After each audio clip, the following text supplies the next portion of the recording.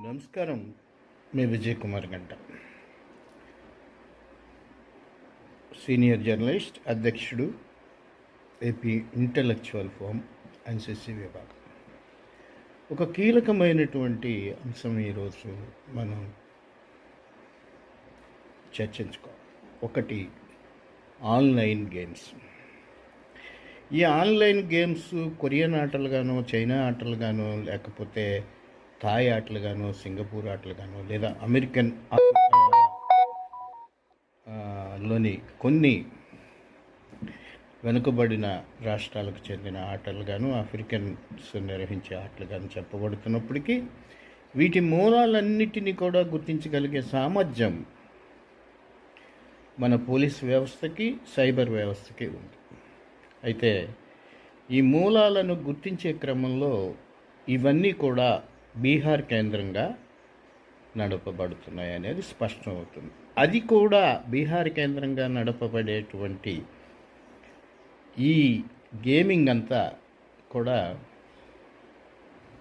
దురదృష్టవశాత్తు ఆంధ్ర ప్రాంతం నుంచి లేదా తెలంగాణ ప్రాంతం నుంచి వెళ్ళే వాళ్ళ చేతిలోనే ఉంటున్నాయి అనేది ఆయా సందర్భాల్లో పట్టుబడిన నేరస్తులను గమనించినప్పుడు. అయితే ఇంత తేలిగ్గా మూలాలను గుర్తించినప్పుడు ఎందుకు పోలీసు వెనకంజ వేస్తుందంటే, వాళ్ళు ఆర్టిఫిషియల్ ఇంటెలిజెన్సీని వాడటం, కొన్ని సందర్భాల్లో, అంటే ఇది సాంకేతికంగా ఎంతవరకు సమంజసమో తెలియదు కానీ, శాటిలైట్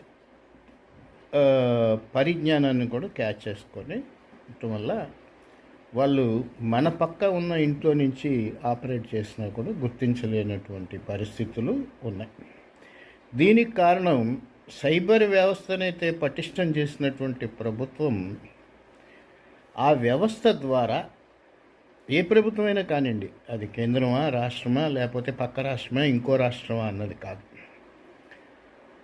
ఏ మాత్రం కూడా అందుకు అయ్యేటటువంటి నిధులను సైబర్ పోలీసింగ్ వ్యవస్థకు కేటాయించటం లేదు.